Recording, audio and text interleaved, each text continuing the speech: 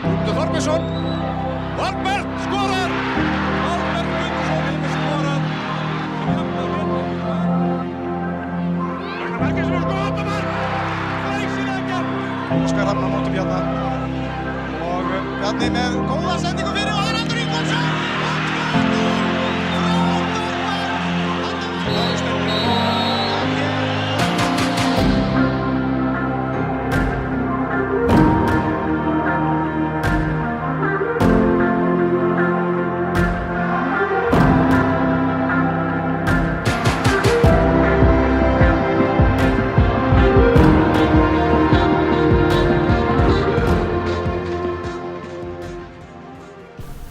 Hello and welcome to the best pod ever. Just with me, Tryggvi. It's been a while since the last episode. It's been a bit of a crazy period here for me and Ragnar, moving and several other things. So we took a bit of a break. Fortunately, it was alongside the international break, so no big harm done. But we wanted to get back with a small episode here today before the final round of the season, before the split. And the normal schedule will resume next week as to go over that round and talk about the cup final and everything like that and the split that's coming up. But if we just quickly go over the results that happened a while ago, the split that I talked about is set now. There will be no movement on that front in the last round. Stjarnan, IFO all secured their places in the top half. It was the results, Breiðablik beating Káa, Stjarnan beating FO, and Hauka beating Fram were the results that made that split sort of solidify in its current state. Very disappointing, I guess, for Káa and Fram to miss out, especially given Fram's early season form and Káa's sort of latter half of the season. But I think this is probably a fair representation, or I don't know. I guess that's how the league table works. So this will have to be the fair representation, and now we see how this pans out over the last few rounds. But before then, we have the last round on Sunday and Monday with a small sort of additional game on Friday. So Friday we have Káa against Víkingur. Sunday we have Fram FH, IA Káa, Stjarnan Vestri, Breiðablik Hauka, Fylkir Víkingur, and Valur KR. So even though the split has been secured, there's still quite a lot of excitement at the top and the bottom. With that win over Fram, Hauka have really made sure that they are not down and out. It wasn't the most exciting game there. I think Fram will be very, very disappointed with that result. But yeah, they're a little. I guess it speaks a little bit to how they've been performing in the last few weeks. Not too dangerous up front and leaking a bit too many goals maybe at the back. The other games at the bottom, Káa had a pretty good sort of performance against IA. A bit chaotic as has been their season and has been, I guess, under the recent leadership of Óskar Rafn. Perfect hat-trick by Benoni Preki, so that's not bad. And then the other game at the bottom was Vestri Fylkir 0-0 in, not the greatest game of football. but yeah, neither team wanting to lose that game, so I guess it's one of those games that you don't take a lot of chances. You sort of make sure you get out of this game alive, get with a point, and move on. I touched on Káa Breiðablik with another huge comeback after their away comeback against IA in the last round. Viðar Kjartansson, who seems to be on fire now, really gaining form after a very slow start to the season. Put Káa up, but it was Breiðablik are the comeback kings at the moment. They seem to have this belief in themselves that they will win and they will get over every hurdle, and it was this time around as well. And they're chasing Víkingur. Or no, they're not chasing Víkingur. they are leading Víkingur. They are trying to run away from Víkingur. They are now 3 points ahead, although Víkingur have a game in hand, so anything's possible. But Víkingur had a very good result against Valur in one of the craziest games of the season. I wish we could go over that a little bit more longer, but it's been quite a while since that game, so it doesn't make a whole lot of sense. But Víkingur, 2-0 down, a man down after just over half an hour. It looked like maybe this was Valur's time to take down one of the big boys to really maybe even get themselves back in the title race. Probably not. And it didn't prove to be, because about an hour into the game, Hólmar also got a red card after Aron Nils's red card earlier on in the game. And then almost immediately after that, the Víkingur comeback was on. Own goal by Arnjó, Tariq Ibrahimovic, with consolation for himself, or a sort of a redemption for himself after scoring an own goal earlier on, equalised 74th minute, and then Aris Sigurðsson with the winner on the 82nd minute. An insane game of football, and very much in the Víkingur sort of style of the last few seasons, coming out on top in these sort of games. So they're very much in this fight. And then Stjarnan 3-0 over FO. Joe won't be happy about that result, and I think FO definitely will not be. It's an insane amount of, you look at the shots, it was 19 shots, 6 on target compared to 10 and 4 on Stjarnan's side, and yet Stjarnan scored 3 goals, but it just wasn't FO's day. Stjarnan needed this win and to get into the top, and they did, like I'd kind of predicted. And with the other results going in their way, they secured that last top 6 spot. Like I said, there's been some stuff happening since then, with some of the biggest news coming out of Bestadeildin being that, for one, Mattias Rosenörn has left Stjarnan. He was one of the 2 goalkeepers at Stjarnan, playing a handful of games, sort of competing with Árni Snær Ólafsson for the goalkeeping position. Started on the bench, but then had been getting some games, but then Árni Snær had reclaimed that position, and then now there's a mutual termination of the contract by Rosenörn. So he will be leaving Stjarnan already now. Not just at the end of the season like you would have expected. So Stjarnan are a little bit light in the goalkeeping area, but Árni Snær is definitely no slouch in that area. So they'll be fine, hopefully, for them.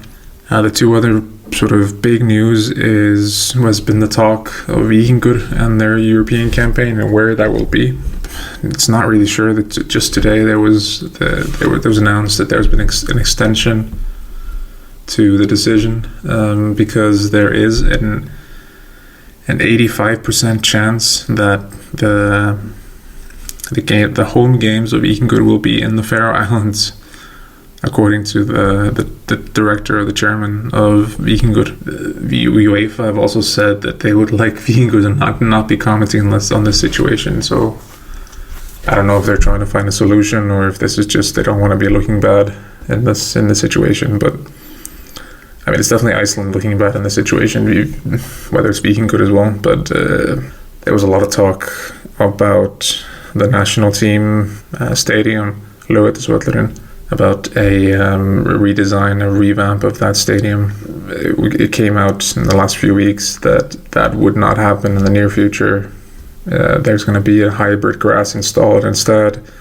It's going to become sort of a football-only stadium with no track and field, so I don't know if the running track will disappear. It's all a little bit open, a little bit sort of politicians speaking, making promises. So we've heard this all before.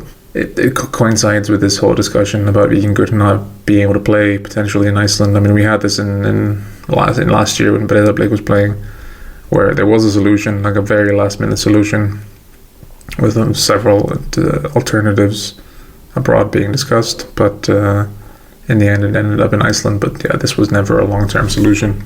It's sad. I think it's quite sad. Ideally, in a perfect world, I would love for these games to be held at Víkingur's home stadium. But a combination of, money, security, and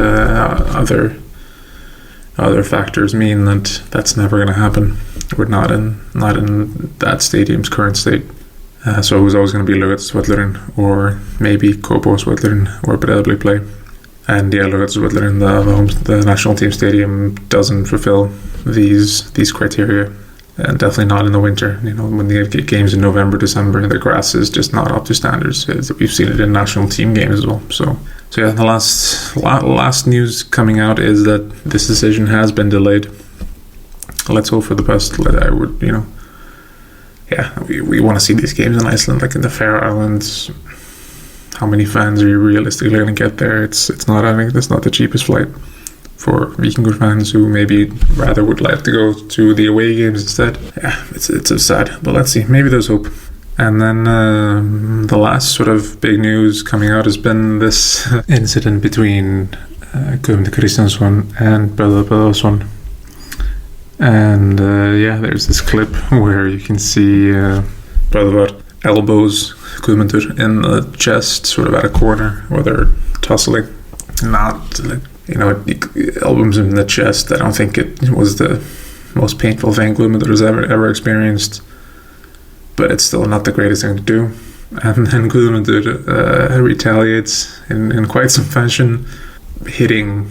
Yeah, I guess that's the only way to describe it. Hitting Böðvar sort of on the side of the head.